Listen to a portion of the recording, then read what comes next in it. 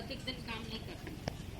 भले ही दुनिया वाले तुम्हारे ऊपर जोर लगाएं, तुमको बंधन डाले, तुमको माया के फंदे में फंसाना चाहे, तुमको घर से निकलने में रुकावट डाले, लेकिन अगर अपने अंदर की तुमको सच्ची लगन है तो पर्वत भी धूल है और कांटे भी फूल है। उसके लिए पर्वत धूल बन जाते हैं और कांटे उसके लिए फूल बन जाते हैं, और ये सब का अनुभव है। पर एक बार मगर शर्त ये है कि परीक्षा तो होगी, परीक्षा तो जरूर होगी। बिना परीक्षा के तो तुम एक हाई स्कूल नहीं पास कर सकते, इंटर नहीं पास कर सकते, डॉक्टरी नहीं पास कर सकते। सब चीज़ के लिए एग्जाम है, सब चीज़ के लिए कंपटीशन है। तो भगवान के रास्ते के लिए भी तो तुमको एग्जाम देना पड़ेगा। तुम तो इधर सोचते यहाँ क्यों परीक्षा होती है, यहाँ तो हम भगवान के रास्ते पर बढ़ते हैं, यहाँ पर हमारे ऊपर क्यों बंधन डाले जाते हैं, यहाँ पर क्यों हमारे लिए ऐसा ऐसा बोला जाता है। तो यहाँ क्या करे, वो फूलों की सेज मिल जाए, मिलेगी तो सही। और बोला सूली ऊपर सेज पिया, पहले सूली फिर सेज है।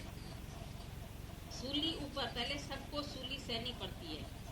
जो भी इस राह पर बढ़े हैं उन्होंने ये फीस दी है। आज तुमको नहीं दिखाई देता है, आज तुमको लगता है अरे भाई ये तो बड़े आराम से है, इनकी तो माँ भी सत्संग में है, इनको तो बाप भी मना नहीं करता था, इनको तो कोई परेशानी नहीं है, इनको तो बड़े आराम से सत्संग भी करते रहते हैं, मजा ही मजा है, इतने लोग इनको पूजते भी हैं, इतने लोग प्यार भी करते हैं।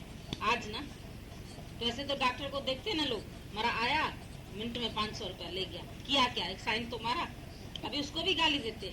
लेकिन उस बेचारे ने इतनी पढ़ाई की, इतनी स्टडी की, जो उसने अपनी नींदें खराब की होगी, जो वो जागा होगा, जो ऑपरेशन किए होंगे, जो मुर्दों को चीरा होगा, वो तो तुमने नहीं देखा। तुमने तो आज देखा डॉक्टर बैठा है कुर्सी पर, साइन मारता है, एक दो दवाइयाँ लिख देता है, और वो भी हम अपना पैसा खर्च के दवाई ले, यहाँ एक सुई भोंकेगा तो उसका पैसा ले लेता है।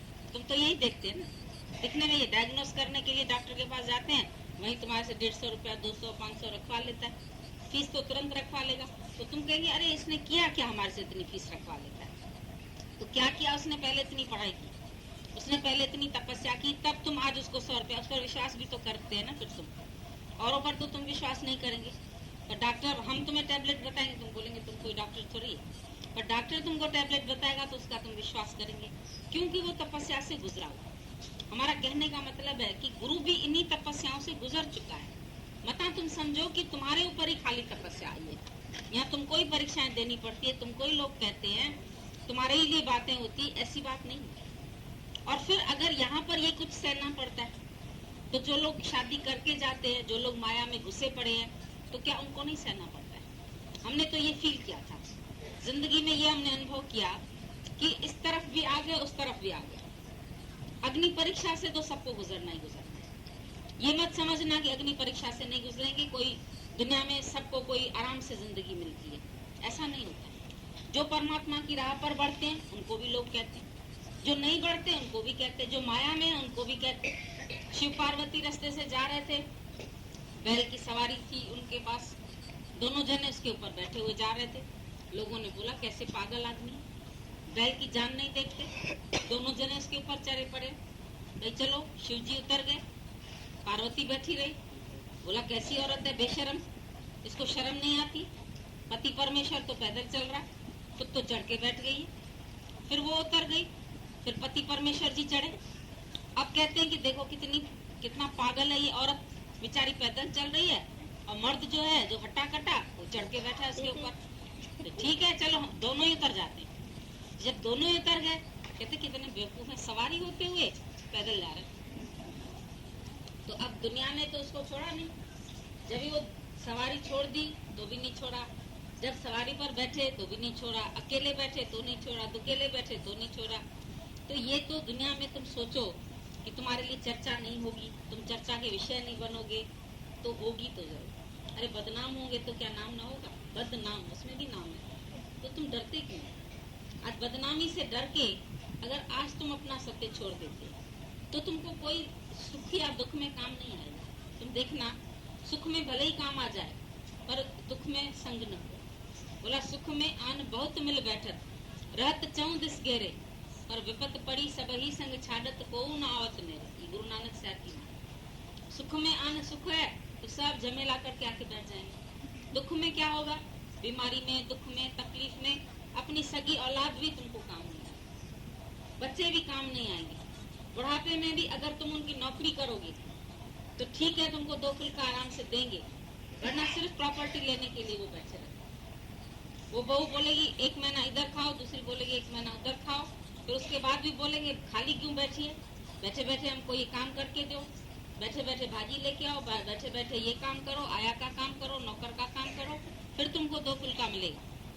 तो ऐसा नहीं कि जिंदगी में कभी बुढ़ापे तक भी किसी को चैन मिले, सुख दे कोई उसको, औलाद सुख दे, दुनिया सुख दे। सब रोते हैं आके हमारे पास, घर होते हुए वो घरों में नहीं है, गैरेज में रह रहे हैं, कमरों में। ये तुम लोगों को हम प्रत्येक सामने चल के दिखाएं कि अपने घर मकान ऐसी ऐसी हालतें करते। तो बुढ़ापे तक भी सुख मनुष्य को नहीं है, औलाद से, घर से, धन से। यहाँ तो देखो फिर भी रिजल्ट क्या है, दोनों तरफ का तुम अपने दिमाग में एक रिजल्ट रखो। उधर जाने से तुम्हें क्या मिलेगा, इधर जाने से तुम्हें क्या मिलेगा। दोनों ही रास्ते हैं तुम्हारे लिए, आनंद का रास्ता भी है, सुखों का रास्ता भी है। वो सुखों का रास्ता है तो सुख में दुख समाया पड़ा है, दिन के साथ रात है, रात के साथ दिन है, लाभ के साथ हानि, हानि के साथ लाभ, ये सब चलता रहता है, द्वंद जोड़े, द्वैत है माया में। पर यहाँ आने का रास्ता जो है, इसमें पहले समझ में आता है कि शायद दुख है, लेकिन बाद में तुमको इसका रिजल्ट जो है वो क्या मिलता है। बोला माया में 15 आना दुख, 1 आना सुख।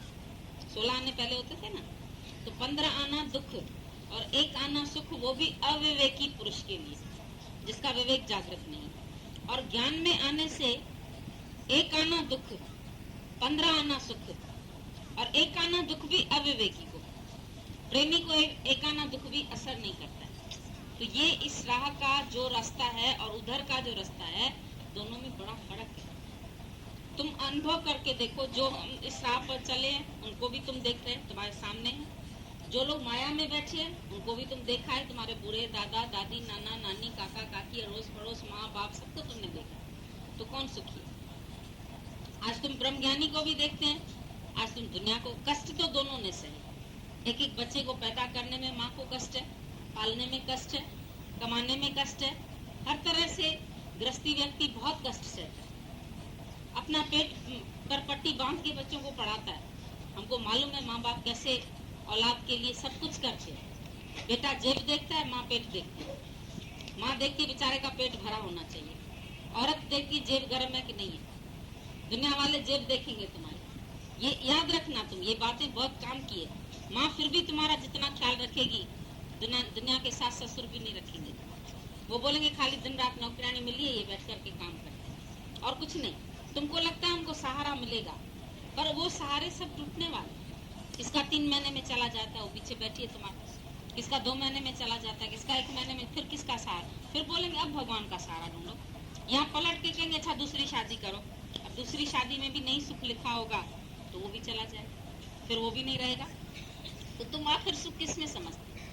पहले तो ये समझो कि सच्चे सुख की कुंजी क्या है। तुम जो माया में सुख समझ के बैठे, क्या वो सच्चा सुख है? क्या वो सात्विक सुख है? क्या वो सुख हमेशा रहने वाला है?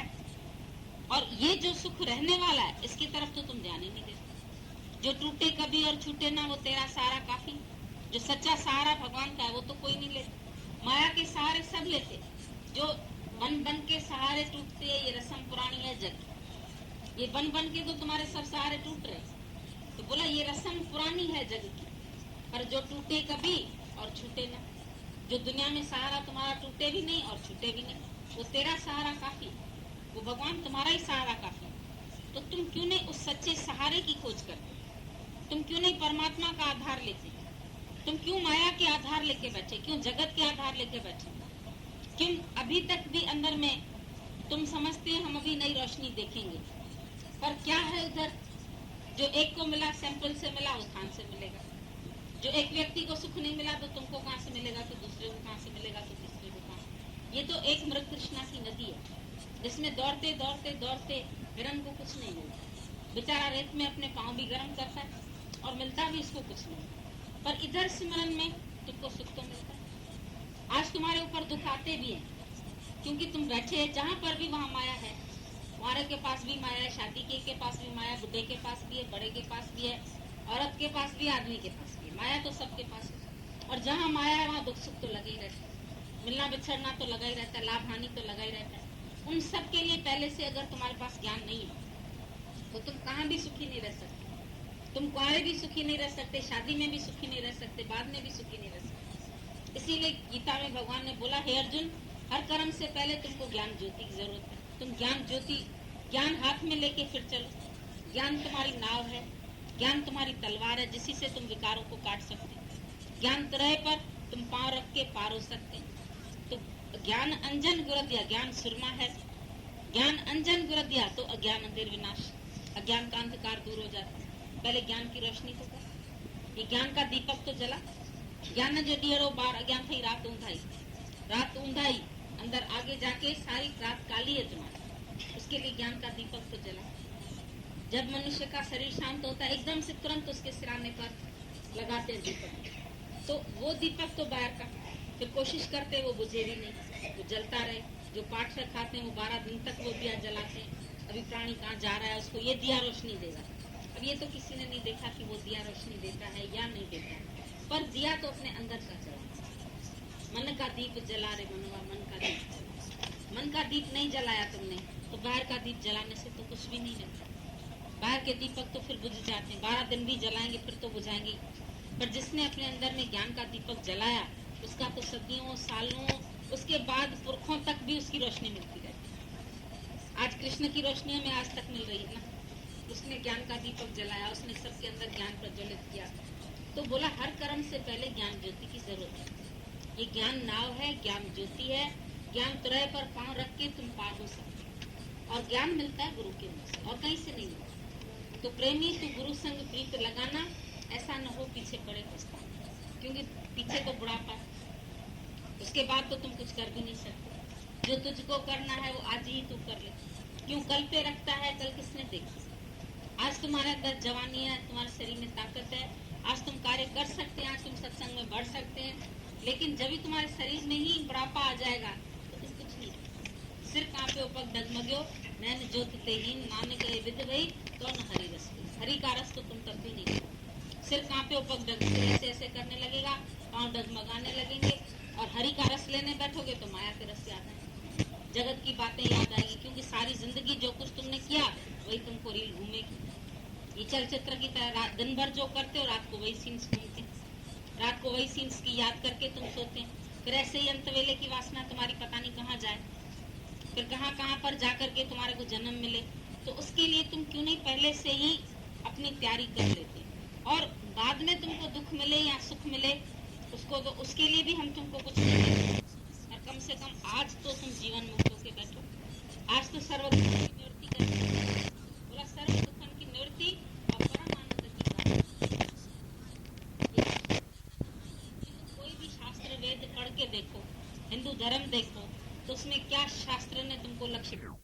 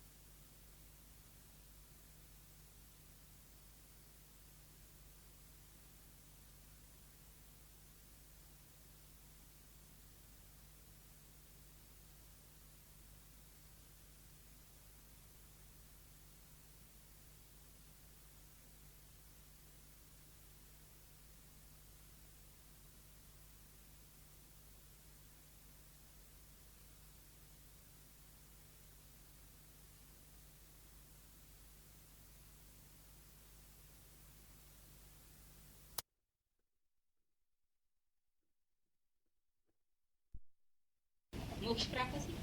मनुष्य जन्म में आए कि जिनी न जाने ज्ञान, खाना पीना भोगना तिनका पशु समान। पशु भी शरीर के तल तक जीते, शरीर के उसमें उसको जमीन के लेवल से ही देखो। जानवर सब जमीन के लेवल से चलते, तुम लेवल से नहीं, तुम लेवल से ऊंचे चलते। तुमको भगवान ने लेवल से ऊंचा बनाया। तो जानवर तो शरीर के उस तक ही रहते, भौतिक सुखों तक। उनको शरीर के सुख ही पता है, खाना है, पीना है, बाल बच्चे पैदा करने हैं, उनको पालना। मनुष्य भी यही कर रहा है। तो जानवर में और मनुष्य में कोई फर्क नहीं। पर मनुष्य तब है जब वो मन का ईश्वर हो, जब वो विकारों को कंट्रोल करे, जब वो सत्संग से प्रीत बढ़ाए और अपना एक निश्चय रखे। दुनिया के कहने से थाली का बैंगन नहीं बने, कभी इधर लुढ़क रहा कभी इधर। दुनिया वाले ऐसे बोलते हैं तो तुम उधर उनके मत पे हो जाओ। फिर गुरु कुछ बोलते हैं, हाँ हाँ गुरु भी ठीक कह रहा है, तो दोनों बात तो ठीक नहीं हो सकती। यहाँ गुरु राइट है या दुनिया राइट, एक को राइट चुनो। अगर दुनिया तुमको सही लगती है तो मानो उसका कहना, लेकिन मान के तुम दुख पाओगे, ये हम तुमको लिख के देते। और गुरु का कहना मान के बोला, मथनी तू जल में चला रहा फिर घी निकलने की आस। दुनिया में भी मथनी चला रहे, इधर भी मथनी। ये है दही में मथनी चलाना। दही में मथनी चलाओ तो मक्खन निकलता है तो उसमें समाया हुआ, पर निकालने के लिए मंथन तो होता है। तो यहाँ भी सत्संग में तुम्हारा मंथन तो चलता है ना। जब तुम सत्संग में आते हैं, सत्य असत का मंथन चलता है, सत्य क्या असत क्या, विवेक तुम्हारा गुरु जागृत करता है। तो मंथन चलने से एकदम से तो शांति नहीं होती है, बल्कि तुमको लगेगा पहले हम अज्ञान में शांत थे, ज्ञान में आके उलझ भी जाते हैं। क्योंकि घर वाले कुछ कहते हैं, गुरु कुछ कहता है, मन कहता है इसकी सुने कि उसकी सुने। तो किसी किसी समय एक अवस्था ऐसी आती है उलझन वाली कि हम दो नाव में पांव रख के चलते हैं। तो इसीलिए हमारा डर बना रहता है कि हम शरण दरिया न हो जाए। तो गुरु बोलता है कम से कम एक नाव चुनो, एक नाव में बैठो, एक बाजू हो जाए। रास्ते पर भी भंगी जब झाड़ू लगाता कहता एक बाजू एक बाजू एक बाजू, एक तरफ हो जाओ, तुम भी एक तरफ हो जाओ अंदर दिल से। फिर भले उसके लिए तुमको कुछ सहना पड़ता है, सुनना पड़ता है, तो तुम ये सोच के कि हमको फीस अदा करनी है, करो। यहाँ पर निंदा की फीस तुमको अदा करनी पड़ेगी, गालियों की फीस अदा करनी पड़ेगी, अपमान की फीस अदा करनी पड़ेगी। ये होगा, जुटी फुटी होगी तुम्हारे साथ, कुछ ना कुछ घर में लगा ही रहेगा। लेकिन तुम अपने अंदर के आनंद को गंवाओ नहीं, तुम अपना सच किसी कीमत पर नहीं छोड़ो। प्रहलाद को दुख मिले, मीरा को दुख मिले, जो भी इस रास्ते के ऊपर बढ़ा उसको बाहर की बहुत रुकावटें आई, लेकिन मीरा ने जहर का प्याला भी खुशी से पी लिया। हंसकर मीरा पी गई प्याला, विष अमृत कर डाला, विष को भी उसने अमृत बना दिया। तो ये ऐसा सच है, ऐसा ज्ञान है, ऐसा प्रेम है जो तुम्हारे विष को भी अमृत बनाने वाला है, तुमको आनंद देने वाला है, तुमको शांति देने वाला है। पल पल में जलते हैं। हम तो कहते हैं मरने के बाद के दुख तो किसने नहीं देखे, 84 लाख योनियां भी नहीं देखी, पर जीवन में तो तुम 84 लाख योनियों से ज्यादा गुजरते हो। कभी सांप की तरह तुम फुफकारते हैं, कभी शेर जैसे तुम दहाड़ते हैं। तो तुम अपने वो सुबह संस्कार तो 84 लाख योनियों के ले आए। कभी कौए की तरह सारा दिन बक बक कहाँ, अरे चुप कर। एक बाप इतना बात करता था, बेटे ने बोला पिताजी काश आप रेडियो स्टेशन से बात करते। बोला मैं बहुत अच्छा बोलता हूँ क्या? बोला नहीं, रेडियो को तो ऑफ कर सकते हैं, तेरे को तो ऑफ करना मुश्किल है। शुरू होते हो बात करना अपनी, तुम्हारी चलती है तो चलती ही चली जाती। तो ये बुढ़ापे के दुख है। बुढ़ापे में मनुष्य को बोलना ज्यादा हो जाता है, कोई सुने न सुने वो बोलता रहता है। बेटा ऐसे करना, फिर दूध की बाटली उठाना, फिर इधर रखना, फिर चाबी रखी है, फिर लगाना, फिर कहाँ सत्संग में भी जाएगा तो उसका मन घर में लगा, क्योंकि सारी जिंदगी उसने घर गृहस्थ संभाला, सारी जिंदगी भों भों किया, तो अभी कैसे चुप करेगा? तो ये तपस्या तो तुमको पहले करनी है। ज्ञान तपस्या से मैं हासिल होता हूँ, तो तुमने ज्ञान की तपस्या की, तुम अपने आप को ये क्या तपस्या क्या है? मान अपमान दुख सुख ये सब सहना, ये तप है ना। और ज्ञानी ये तपस्या करके अपना मोक्ष हासिल करता है, योग हासिल करता है, अपनी मुक्ति हासिल करता है। तो तुम भी इधर मुक्ति पाने के लिए आए, तुम शांति पाने के लिए आए, तो शांति को पाओ ना, मुक्ति को पाओ। क्यों उलझते हो दुनिया में? भगवान तुमको छुड़ाता है, तुम फिर उलझते हो। भगवान तुम्हारी प्रारब्ध इधर की तरफ बनाता है, संसार वाले बोलते नहीं नहीं माया में चल। अभी तुम्हारी उम्र ज्ञान की थोड़ी है, तो उन्हीं से पूछो कौन सी उम्र ज्ञान की होती? उम्र ज्ञान की कौन सी होती? छोटेपन में भी न सुनो, जवानी में भी न सुनो, नई शादी हुई अभी भी नहीं सुनो, बाल बच्चे छोटे हैं अभी भी नहीं सुनो, तो उनकी शादियां करानी अभी भी नहीं सुनो। तब कब सुनो? जब बहुत बुढ़े हो जाओ, झूर कांपने लगे सर हाथ तुम्हारा, तो फिर कैसे तुमको ज्ञान समझ में आए? बुद्धि तो तुम्हारी घिस गई, तुमने सारी बुद्धि माया में चौपट कर दी। आज जितना बच्चा जल्दी याद कर सकता है, उतना बुढ़ा कहाँ याद कर, नहीं कर पाता है ना। ये तो सांत्वना मिलती है, चलो हम सत्संग गए तो हमारा कुछ जीवन सफल हो रहा है, बाकी तो बेचारे कुछ कर नहीं सकते। तो तुम तो कर सकते हैं, तुम तो पिलर्स बन सकते हैं, तुम औरों को तार सकते हैं। जो बेल होती है वो दूसरे के आधार पर चढ़ती है, पर तना तो अपना तना रहता है। तो तुम पेड़ बनो, बेल क्यों बनते? दूसरे का आधार क्यों लेते? जगत का आधार क्यों लेते? माया वालों का आधार क्यों लेते? गुरु तुमको बनाता है निराधार, तुम निराधारों के भी आधार बनो। अरे तुम माया का, जगत वालों का आधार लेके क्यों बचे? दुनिया का आधार क्यों लेके बैठे? फिर बोलेंगे आज इस पति का आधार लो, फिर बेटे का पति चला जाता है तो कहते हैं बेटे का आधार लो, फिर बेटा चला जाता है तो बोलते धन का आधार लो। तो रोज एक एक चीज का आधार देते, और ये आधार जो है सब टूटने फूटने वाले। हम क्या करें इन आधारों का? ये आधार तो आज है हमारे पास, कल चले जाएंगे। तो ये क्षण भंगुरता देखो संसार की, और अपने लाइफ का डिसीजन तुम खुद लो, किसी से पूछने की जरूरत नहीं, हमारे कहने से भी नहीं, क्योंकि ये सब भी तक काम तुमको खुद करना है। जब तक न देखो अपने नैना तब तक न मानो किसका भी, गुरु का भी नहीं मानो, पर तुम खुद देखो। गुरु तुमको ज्ञान देता है, उसके बाद सत्य सत्य तुम्हारे सामने, झूठ सच तुम्हारे सामने। अर्जुन ने इतना ज्ञान सुना, कृष्ण भगवान को बोला तू मेरे को जैसा बोलेगा ऐसा मैं करूंगा। कृष्ण भगवान ने उसको एकदम से बोला मेरे कहने से मत करना, तेरी जो मर्जी, मैंने तुम्हें ज्ञान दे दिया, अब तेरी मर्जी। क्योंकि गुरु कभी करता भी नहीं बनेगा कि ऐसे करो ऐसे नहीं करो। कल को तुम गुरु को ही पकड़ लो, तुमने ही तो हमको नहीं करने दिया, तुमने ही तो नहीं माया में जाने दिया। अब देखो मेरी माँ भी मर गई, बाप भी, मैं अकेला कैसे रहूंगा? तो फिर गुरु को ऐसा जिम्मा नहीं लेता तुम्हारा, पर तुमको ये दिखा तुम सेल्फ डिपेंडेंट बनो। तुम्हारे पास सत्संग की महफिल लगी तो रोज सत्संग की बगिया सजाइए, तो सत्संग की बगिया में रहो तो तुम अकेले भी नहीं होंगे। वो भी तो मिट माट छोड़ के जाते हैं, बुढ़े बुढ़ी अकेले पड़े रहते हैं, खुद ही पकाते हैं, आया रखते हैं, नौकरानी रखते हैं। कौन सा उनका सहारा कोई बनता है? बुढ़ापे के सहारे के लिए बाल बच्चे मनुष्य बनाता है, और बुढ़ा आदमी आया रख के काम करता है। नहीं, उसका सहारा अपनी जरूरत होती है तो नानी जी आ जाओ, दादी जी आ जाओ, हम बीमार हैं, और नानी जी और दादी जी बीमार होती है तो बेटी आके करे इसकी सेवा, हम देखे नहीं करेंगे, नहीं आती। मेरे तो स्कूल जाना है, मेरे को तो ऑफिस जाना है, करे दोतरी उसकी सेवा, पोटी करे उसकी सेवा, नहीं करेंगे, उसको अपने काम पड़े।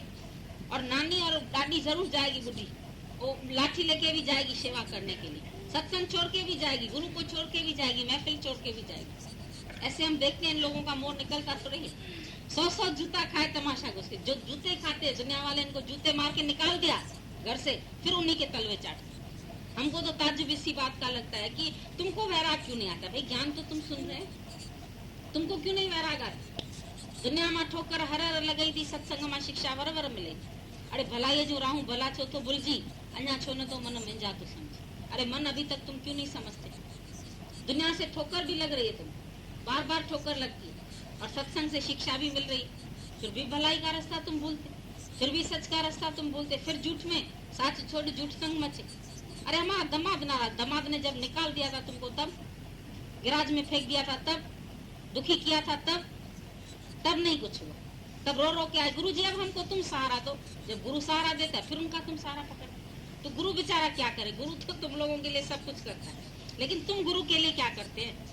तुमको फिर कोई संगी साथी मिलेगा तो 2 मिनट में गुरु को भी बाय बाय करके चले जाओगे, बोलोगे थोड़े दिन तो ऐश करने दो गुरु जी।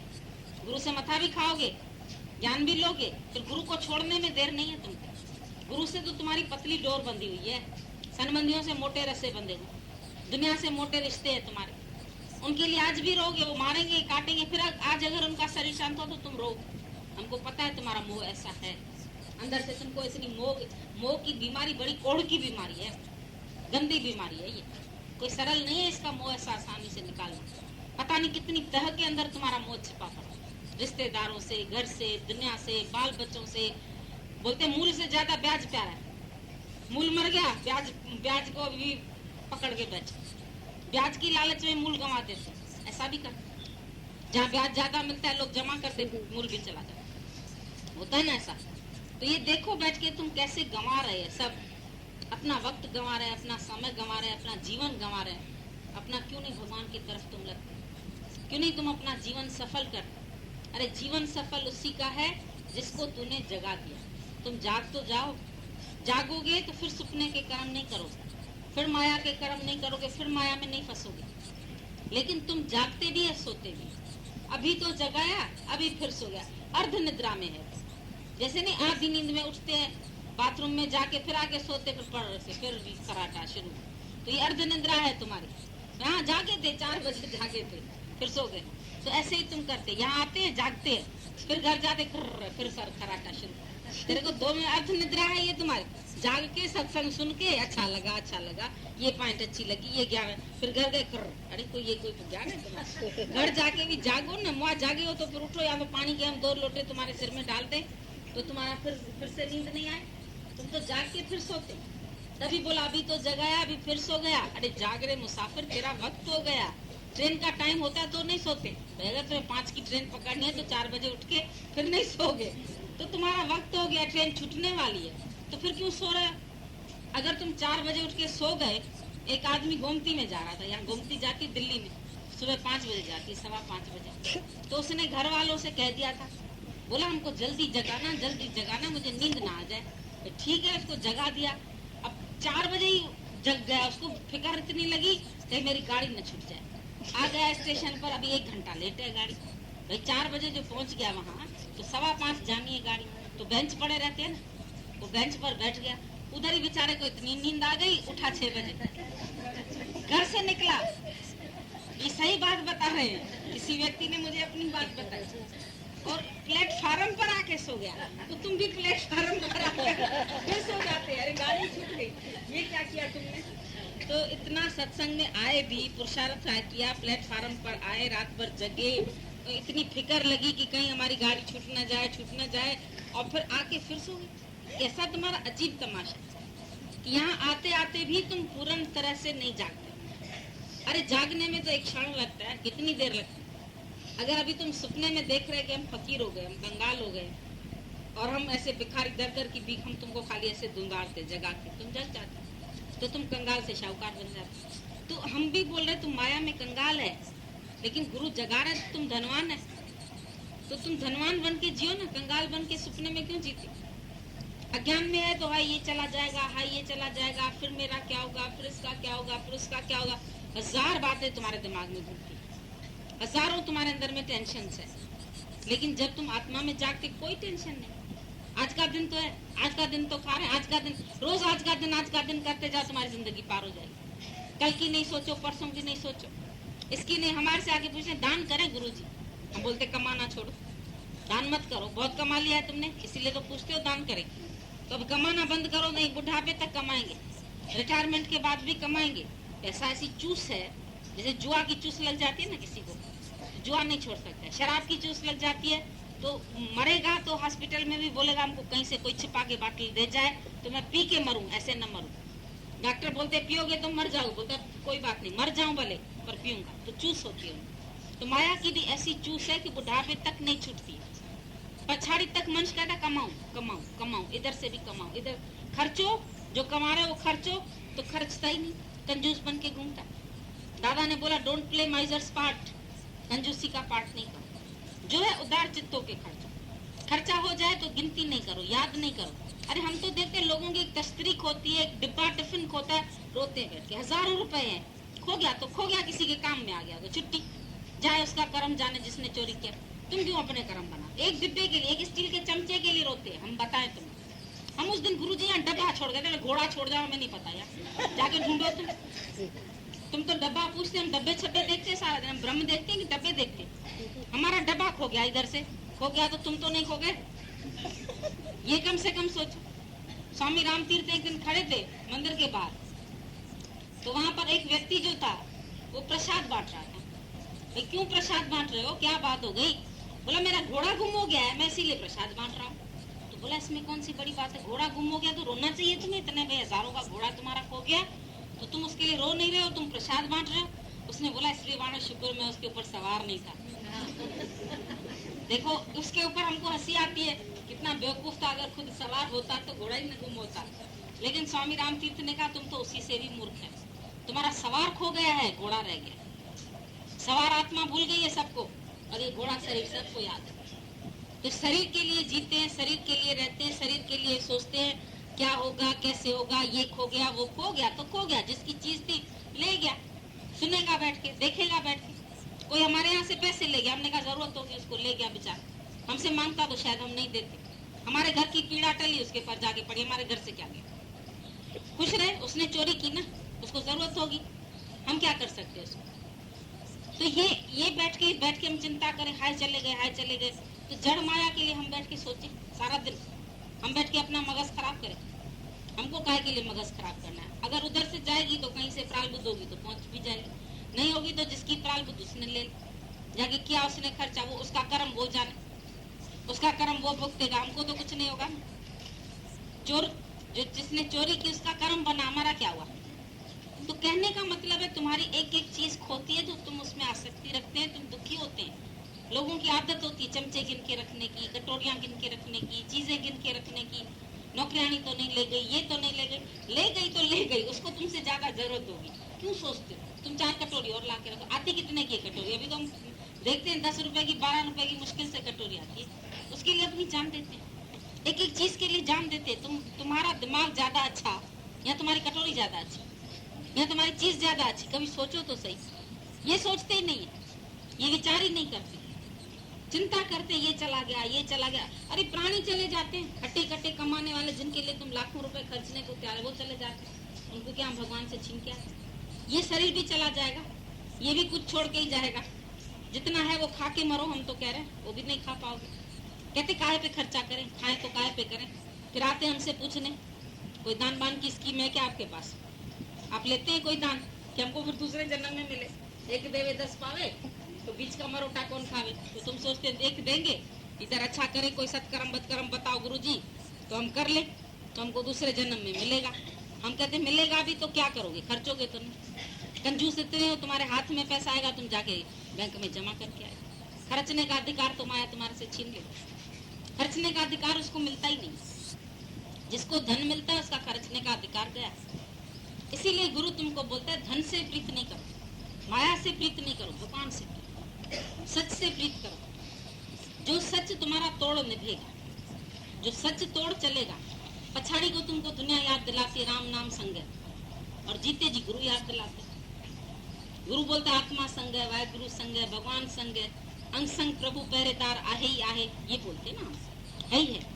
तो अंग संग आज अगर महसूस करोगे, अभी भगवान ने बोला तुमको कोई दुख असर नहीं करेंगे, दुख न संताप है। आएंगे चले जाएंगे, तुमको लगेंगे नहीं। आज तुम इस घर में समझते हैं कि दुख आया, मतलब तो आया ही नहीं ना, संताप ही नहीं किया तो आया ही नहीं, लगा ही नहीं। और दूसरे घरों में तुम जाके देखो, 12 महीने मातम करेंगे, 12 दिन मातम करेंगे, चिल्लाएंगे, रोएंगे, उसी टाइम भी रड़ी वाका करेंगे। यहाँ तो किसी को पता ही नहीं चलता है कि कुछ हुआ।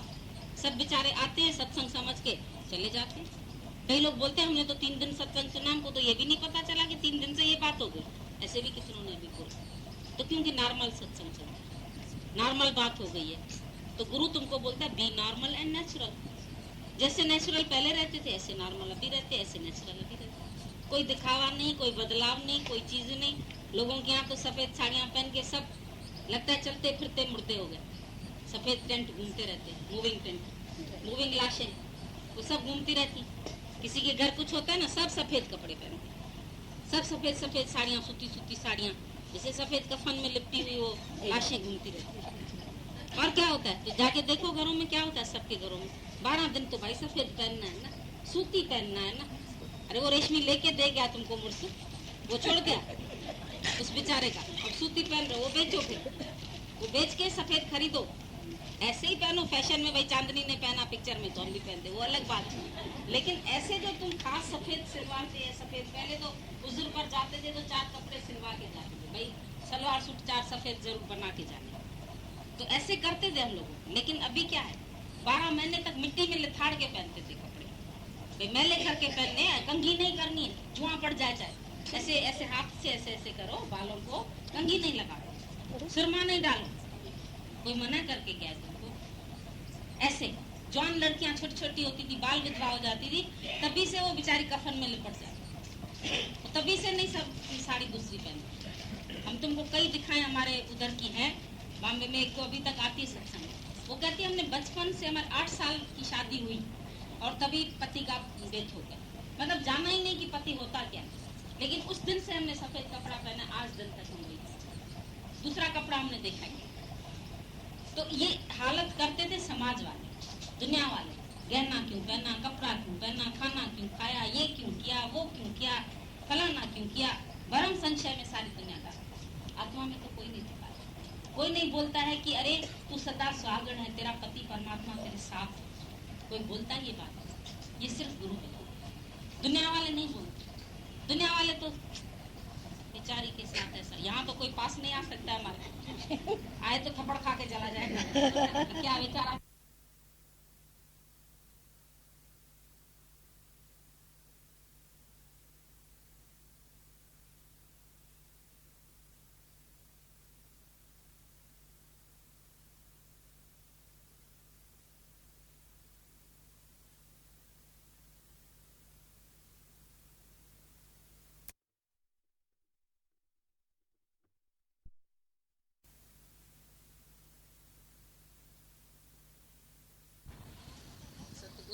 देव मिले फिर दूजा देव मनावा। जब तुमको सतगुरु मिल गया तो तुमको दूसरा देवी देवता ये वो दुनिया संसार माया किसको भी मनाने की जरूरत नहीं। सतगुरु पूरे देव मिले फिर दूजा देव मनावा। फिर दुनिया को हम क्या देखें, माया को क्या देखें, और डर किस बात का करें। जो हमको शेर गुरु मिला तो हमको भी शेर शिवम की गर्जना सिखाता है। तो हम कभी भी किसी हालत में गिर जाएंगे ऐसा शक क्यों रखें, निश्चय क्यों नहीं रखें कि अभी हम उतरने में वार चले। ऐसा गुरु ने हाँ हिलते हुए तख्ते का सहारा नहीं लेगा और अपने निश्चय में खड़ा।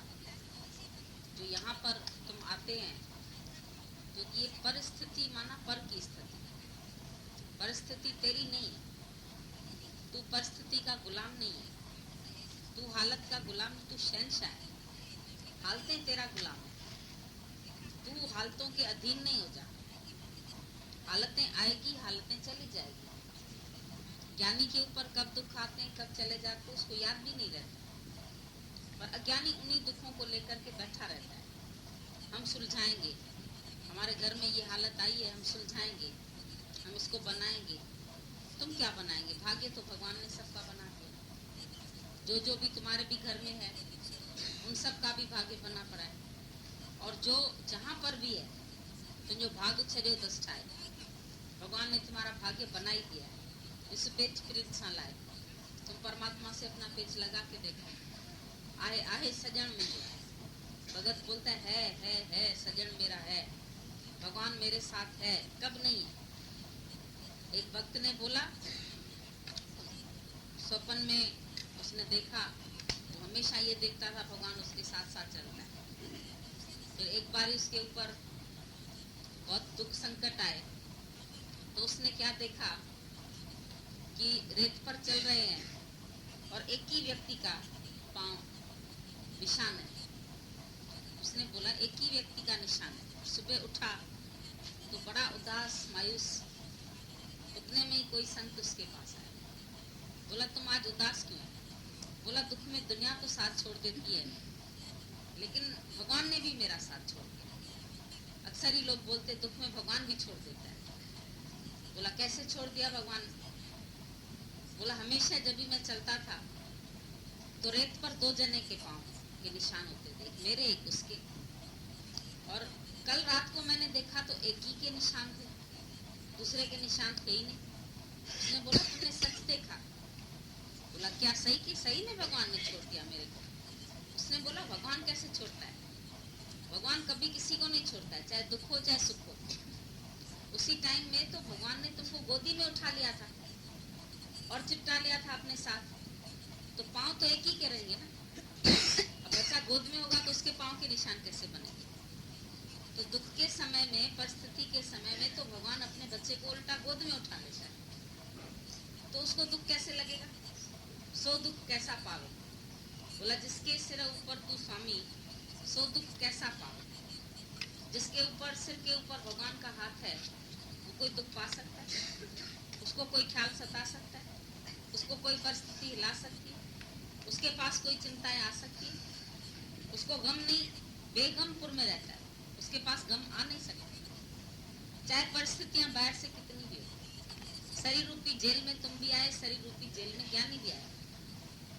ज्ञानी जेलर साहब बन के रहता है, तुम जेल में कैदी बन के रहते हैं। तुम बोलते मैं क्या करूं, मैं फंसा हुआ हूँ, मैं ग्रस्त में फंसा हुआ हूँ, मैं बाल बच्चों में फंसा हुआ हूँ, मैं मोह में फंसा हुआ हूँ, मेरे घर में हालत आती है। सुलझाओ भले, वकील भी सुलझाता है, डॉक्टर भी एक केस उठाता है, नर्स भी सेवा करती है। तुम कैसे रहते हैं दुनिया में? तुम शरीर बन के क्यों रहते? तुम शरीर के मालिक है। उस दिन हम लोगों ने एक पॉइंट बोली इधर, तुम ट्रक का ड्राइवर होकर के ट्रक के पीछे दौड़ेगा कि ट्रक में बैठ के ट्रक चलाएगा? क्या करेगा? तुम बताओ क्या करेगा? ड्राइवर क्या करता है? ट्रक के पीछे थोड़ी दौड़ता है। बस का जो होता है ड्राइवर वो बस चलाता है, यात्री पीछे दौड़ते हैं, अरे बस रोको, अरे बस रोको, वो भले ही दौड़े, पर जो ड्राइवर है वो थोड़ी दौड़ता है। तो तुम क्यों दौड़ते शरीर के पीछे? जब शरीर के ऊपर कोई हालत आती है तो तुम शरीर के पीछे भागते हो, तुम्हारा मन भी शरीर के पीछे। ऐसा हो रहा है, ऐसा हो रहा है, मेरी लड़की के साथ ऐसे हो रहा है, मेरे लड़के के साथ ऐसे हो रहा है, मेरे घर में ऐसे हो रहा है। ये सब बातें तुम सोचते हैं, विचारते हैं, तुम्हारी गलती है। तुम देहाध्यास में तो ये सब सोचते हैं। तो फिर ट्रक के पीछे गए। जब तुम्हारा मन शरीर में जाए, किसी के भी नाम रूप में जाए, तो एकदम से मन को बोलो, फिर गए तुम ट्रक के पीछे, फिर गए तुम शरीर में। अरे तुम तो शरीर का मालिक है, इसको चलाने वाला है। तुम जिधर स्टीयरिंग घुमाएगा उधर घूम जाएगा। तुम अपने मनवृत्ति को जिधर घुमाएगा, भगवान में घुमाएगा तो उधर घूम जाएगी, आत्मा में घुमाएगा उधर घूम जाएगी, शरीर में ले आएगा तो उधर घूम जाएगा। तुम बोलते शरीर में हम लाते नहीं, आते ख्याल, ख्याल आ जाते, ख्याल आते नहीं, तुम बुलाते। कभी तुम बैठ के इसका भी अंदर में ध्यान धरो कि तुम ख्यालों को खुद इन्विटेशन भेजते। Troubles won't come if you invite them not. बैठे बैठे तुम अपने को जीव मानते, फिर ख्याल आते। फिर क्या करें जी, ख्याल तो हमारे कंट्रोल में नहीं होते। तो ख्याल कंट्रोल में करने का क्या उपाय? कोई जप से, तप से, साधना से, पूजा से, पाठ से, उसी से थोड़ी मन वश होता है। मन वश होता है वैराग से। जब सारे जगत के पदार्थ हमको मिथ्या भासेंगे, स्त्री, पुत्र, धन, दौलत, बेटा, बेटी, सब मिथ्या है, इसका तुम ख्याल करते। कोई न संग न चालस तेरे धना, तू क्यों लिपटावे मूर्ख मना। साधो ये तन मिथ्या जानो, या भीतर जो राम बसत है साचो ताय पहचानो। जो अंदर राम बसता है उसको तो तुम सच्चा नहीं देखते। साधो ये तन मिथ्या, ये शरीर तो मिथ्या करके देख, ये शरीर सच्चा है क्या? ये तो साथ जाता भी नहीं। जो तन उपजा संगी वो भी संगी न होया। जाग ले रे मन जाग ले, कहाँ गफलत तू सोया। फिर जब शरीर ही साथ नहीं तो और किसका साथ पकड़े? दूसरों से तुम्हारा अंदर का कांटेक्ट है, अंदर का लगाव है। सबके देह से तुम अंदर से अटके पड़े। ये मेरा लड़का, मेरी लड़की, मेरा माया, मेरा जगत, मेरा व्यवहार, उनमें तुम अटक गए। तो अटके क्यों है? टिक जाओ आत्मा, नाटक में ना अटक, टिक जाओ अपने स्वरूप में। क्यों शरीर समझ के सबका दुख सुख सुनते हैं, फिर खुद भी दुखी सुखी होते। हमारे लड़की से ऐसे हो रहा है, हमारे लड़के से ऐसे हो रहा है, तो वो अपना कर्म है ना उसका। भाई माँ भी 4 बेटे पैदा करती है, तो 4 बेटे का भाग्य तो वो नहीं बना सकती है। सबका भाग्य तो अलग अलग है कि भाग्य एक सा बनाएगी। कोई इंजीनियर बनता है, कोई डॉक्टर बनता है, कोई लाखों कमाता है, करोड़ों कमाता है, तो किस भाई सगे की भाई से रीस नहीं है। अभी करोड़ किसी भाई के पास है तो क्या जो भाई गरीब है उसको दे देगा? नहीं देगा। तरस खाएगा, मेरा भाई बेचारा गरीब है, दे दो तुम उसमें से आधी प्रॉपर्टी अपनी। बाप दादों की होगी वो तो अधिकार से ले लेंगे, लेकिन बाकी तुम तो अपने हाथ से नहीं देगा उसको। और देगा तो बीवी नहीं देने देगी, बच्चे नहीं देने देंगे। चुप करो, काय को बहनों के ऊपर खर्चा करता है, काय को इसके ऊपर खर्चा नहीं खर्चने देंगे। तो ये बैठ करके तुम्हारी माँ एक सगी होती है ना, अगर प्रॉपर्टी बाप छोड़ के गया है, हमने देखा अगर वो चाहती है मेरी लड़की विडो है, या उसको पति ने छोड़ दिया, या उसके ऊपर कोई ट्रेजेडी हो गई है, ऐसी हालत है उसकी, तो उसको मैं कुछ दे दूं, उसके नाम कुछ कर दूं, तो बेटा नहीं करने देता। वो उसको बोलेगा अगर उसके नाम तुम करेगी ना तो मैं तुमको रखूंगा ही नहीं, तुम जाके बेटी के पास ही रहो। तो कितना ये झंझट में डाल देते हैं। घर के बच्चे लोग कितना तुमको फंसाते हैं, कितना तुमको परेशान करते हैं कि तुम अपनी प्रॉपर्टी से ऐसा नहीं दे सकते, तो को काऊ को नहीं, तो इसका मतलब उसका भाग्य उसके आगे है ना। फिर कोई उसको क्या कर सकता है? माँ भी नहीं दे सकती, वो भी बीच में उसके अधीन हो जाती, बेटे के अधीन हो जाती, घर वालों के अधीन हो जाती, नहीं कर सकता है कोई भी। तो इसीलिए सब तुम परमात्मा के आश्रय। जो कुछ हो रहा है, जब जब जिसका भाग्य खुलना है, जब जब जिसको मिलना है, ऐसे ऐसे मिलता रहेगा।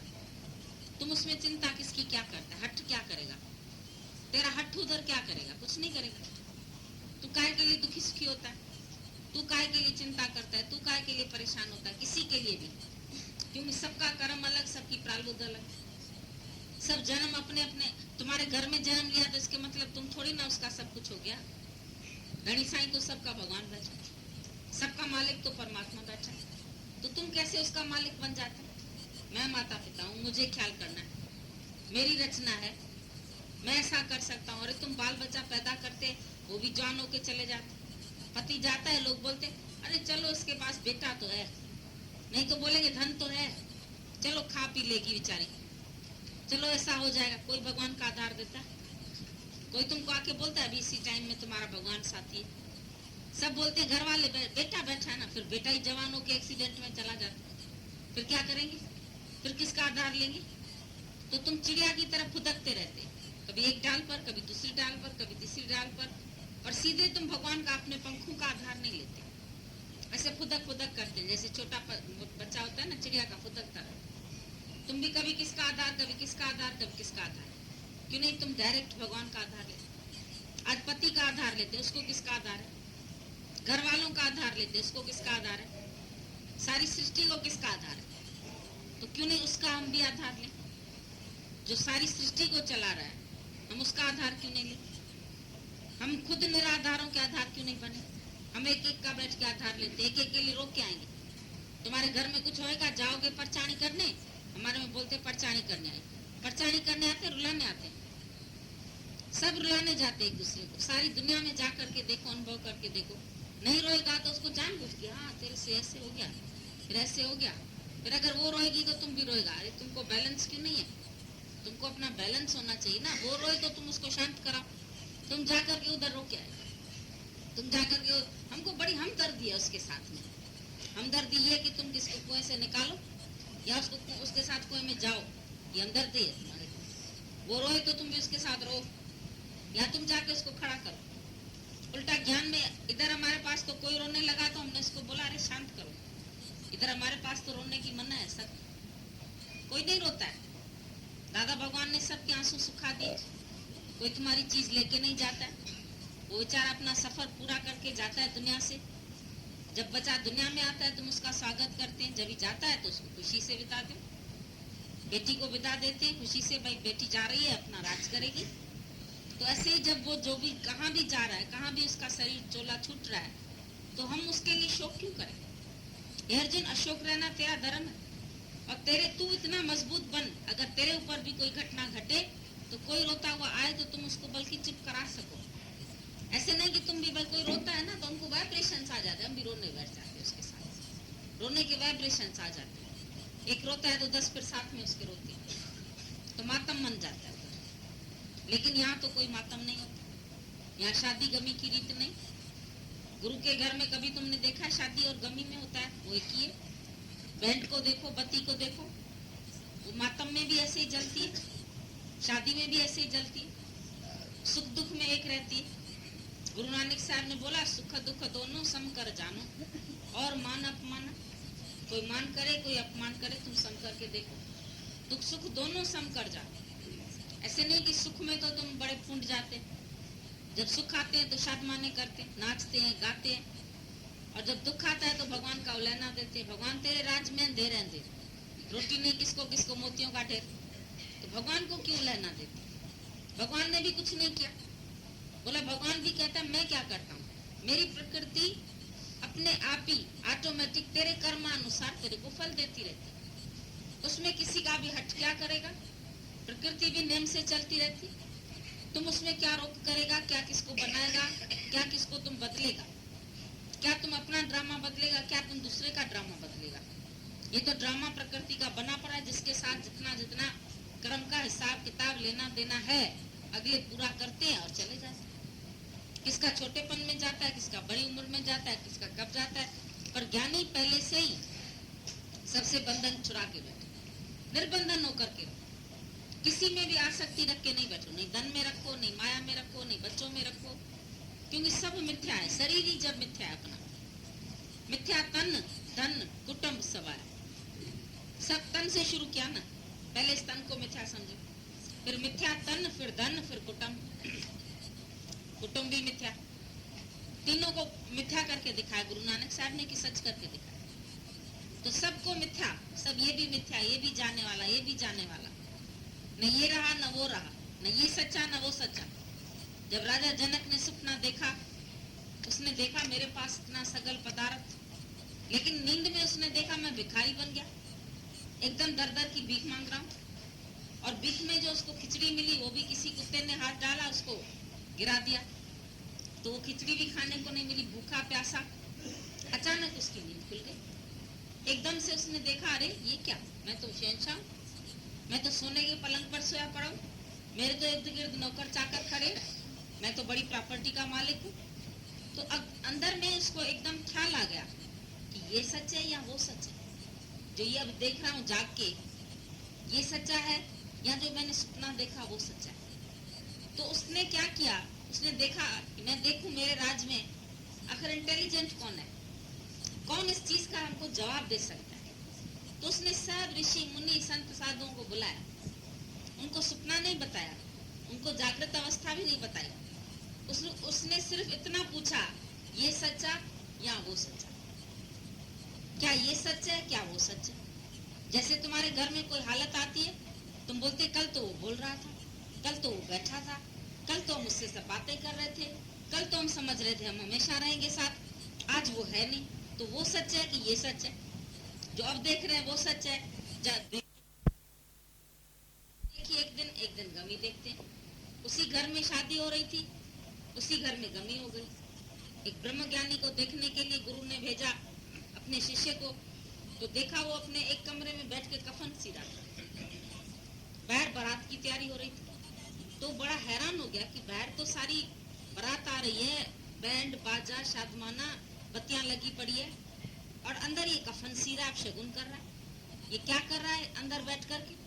तो उसने अंदर जा करके एकदम से उसी से पूछा सवाल, बोला तुम अगर पूछते हैं तो हम तुमको बताते हैं कि जो ये लड़का अभी ब्याह के आएगा, शादी करके आएगा, इसका शरीर अभी छूट जाएगा, ये भी मर जाएगा, मेरा ही लड़का है। उसने बोला अगर तुमको ये पता है कि ये तुम्हारा लड़का है और मर जाएगा, तो तुम इसकी शादी ही क्यों करवा रहे हो, एक दिन के लिए तुम लड़की को विधवा बना रहे हो। उसने बोला ये मेरे हाथ का खेल नहीं है, ये पिक्चर में ऐसा रोल है इनका, जैसे फिल्म में रोल दे देते ना भाई, ऐसे होना है, अभी उधर टिक हो जाती, तो ऐसे इसका रोल इधर इतने ही तक। बोला ऐसा क्यों है, बोला पहले जन्म में ये लड़का योगी था, और ये जो योग कमा रहा था नंदी किनारे बैठा था, और उधर से ये राजकुमारी थी लड़की, ये आई उधर नदी पर जल चढ़ाने, उधर आके फूल चढ़ाने आई मंदिर में, तो इसने इस लड़के को देख लिया योगी, और इसका मन उसके ऊपर आशिक हो गया, और इतने में उस लड़की का पांव फिसला और वो मर गई, और इधर योगी की भी देह छूट गई। अब जो उसका एक संकल्प था, उसके वजह से वो लड़की जो है आज ये लड़की बनी राजकुमारी, और ये लड़का वही योगी है। अब योगी को तो विषय भोगों में गिरना नहीं, तो योग कमा रहा था अपना, तो शादी के पहले ही दिन अगर वो उसकी डेथ हो गई तो विषयों में तो नहीं गिरा, माया में तो नहीं गिरा। और जो लड़की है क्योंकि योगी पर आशिक हुई, तो इसके लिए उसको भगवत प्राप्ति होनी चाहिए, उसका शरीर छूट गया था तो भगवत प्राप्ति नहीं हुई थी। तो आज ये हमारे घर में वधू बन के आएगी और मेरे से आकर के ये ज्ञान लेगी। उसने बोला अच्छा ऐसा, और सामने सामने उसने देखा सब कुछ हुआ, लड़की भी आई शादी करके, लड़का भी आया, और लड़के का उसी समय प्राण भी छूट गया, और ये उसी शांत भाव से उसने सब किया, सब करके उसको विदा किया, और फिर लड़की को ज्ञान दिया, उसको ब्रह्म ज्ञान। क्योंकि दुख थोड़ा लगा उसको, भाई शादी करके पहली रात में ही पति का ऐसा हो जाए, तो दूसरे तो ससुराल वाले बोलेंगे लड़की खराब है, या तो निकाल देंगे या तो मैके भेज देंगे, लेकिन ससुर ने उसको रखा, उसका गुरु बना, और उसको बैठ करके ज्ञान दिया। तो कभी हम लोगों को पता नहीं चलता कि प्रकृति में कर्मों का हिसाब किताब क्या है, कैसे है, फिर ब्रह्म ज्ञानी की स्थिति कैसे होती है। तो ये हम लोगों को सामने गुरु दिखाता है कि मातम में भी और शादी में भी, उधर उसकी शादी हो रही है और इधर मातम हो रहा है, ये होना ही है। बोला जहाँ बजती है शहनाई वहाँ मातम भी होता है, ये दुनिया ही ऐसी है, शादी होती है कभी मातम होती है, कभी दुख आते हैं कभी सुख आते हैं, ये लहरें हैं, लहरें में रही पानी, सब बुदबुदा है, जल है, लहरें हैं, लेकिन है तो सब पानी। तो पानी माना प्राण खुद है परमात्मा।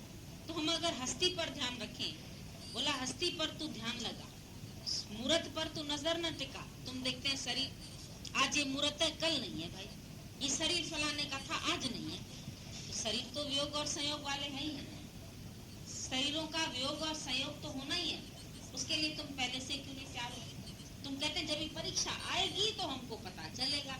अरे जो होशियार बच्चा होता है बोलता है हम 10 ही क्वेश्चन अपना प्रिपेयर कर ले, कौन से दुख आएंगे तुम्हारे ऊपर भी, कौन से दुख आएंगे?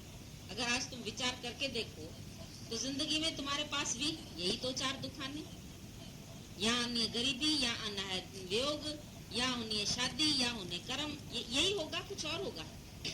कोई और भी बात होने वाली है क्या? जो 10 ईयर पेपर्स बच्चे कर लेते हैं उसी में से क्वेश्चन उसको आता है। तो तुम भी अपने जिंदगी में देख लो क्या क्या इम्तिहान होते हैं दुनिया में।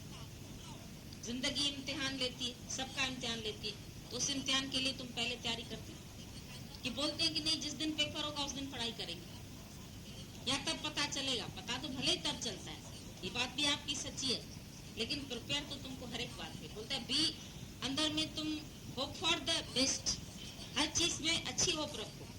दादा बोलता था किसी को मरने से पहले भी नहीं मारो, मर न जाए ऐसे विकल्प भी नहीं करो, लेकिन अगर हो जाए तो उसके लिए तैयार भी रहो। Be prepare for the worst condition के लिए भी पहले से ही प्रिपेयर रहो। ऐसा भी हो सकता है, ऐसा भी हो सकता है, ऐसा भी हो सकता है। क्या नहीं हो सकता है संसार में? कोई नई बात नहीं।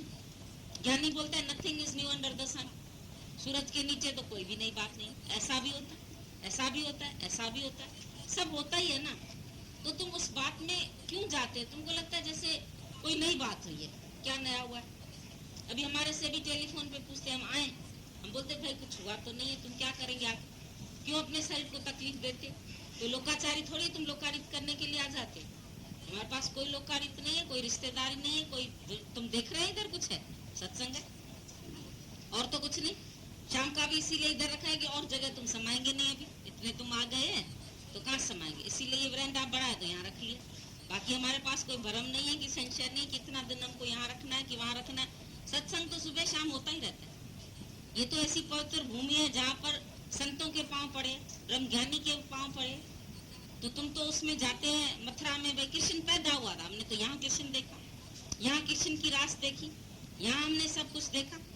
तुम जाते हैं उधर विसर्जन करने के लिए, भाई उधर अस्थियां पवित्र स्थान है क्योंकि संत साधु आते। तो यहाँ तो सब तुम योगी ऋषि मुनि बैठे, हम तो तुमको ही संत देखते। हम तो बाहर संत तलाश करने भी नहीं जाते, क्योंकि तुम जो यहाँ ज्ञान सुनते हैं, तुम्हारा ज्ञान सुनने से ही मन पवित्र हो जाता है। उधर के संतों को तो फिर भी लोभ लालच है, पंडों को भी लालच है, उसको भी लालच है, भाई बामणों को भी लालच है, मंदिर वालों को भी लालच लोभ है। लेकिन हम तुमको कोई चीज देंगे भी, तुम बोलेंगे नहीं हम तो भरपूर है, तुमको है क्या लालच? तुमको कोई लालच है हमारे में? तुमको कोई भी लालच नहीं। हमको तुम्हारे में कोई लालच है? तुमको भी नहीं। तो योगी ऋषि मुनि तुम्हें कौन है? तुम ही संत है। तुम खाते हो तो यज्ञ सफल होता है, तुम जहाँ बैठते हैं वो भूमि पवित्र होती है। तो इस भूमि की भी कोई पुकार होगी जो यहाँ ऐसा संत सम्मेलन लगता है, जहाँ ऐसा सत्संग होता है, जहाँ राजा जनक की सभा लगती है, जहाँ ये सब कार्य होता है। तो ये समझते तुम बहुत बड़े भाग्य की बात। कोई तुम योग कमा रहे थे और उसी योग से फिर तुम गिरे और फिर तुम यहाँ आकर के वो योग पूरा करने के लिए।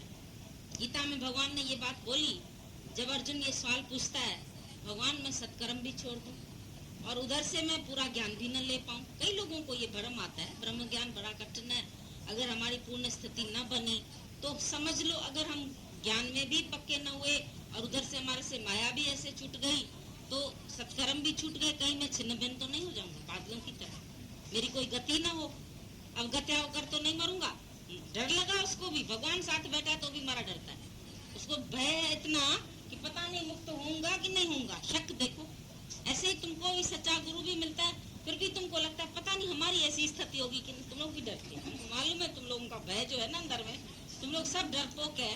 तुम सोचते हैं पता नहीं हमारी ऐसी स्थिति होगी कि नहीं होगी, अंदर में डर लगता है। काहे के लिए डरते हो? गुरु तुमको बार बार सावधान करता है, निर्भय हो भजो भगवान। उसी समय जब भगवान अगर तुमको तकलीफ भी भेजता है तो शक्ति साथ में भेजता है। तराजू में हमको चीज तौलनी होती है तो बाट भी हमारे साथ है, ताकत भी हमारे साथ है। मता तुम डरो इस बात में, पता नहीं ऐसा हो तो पता नहीं हम गिर तो नहीं जाएंगे। अरे गिर क्या जाएंगे, अगर एक दो आंसू आया भी, छलक भी गया तो प्रेम है, कोई बड़ी बात नहीं है। संग में रहे।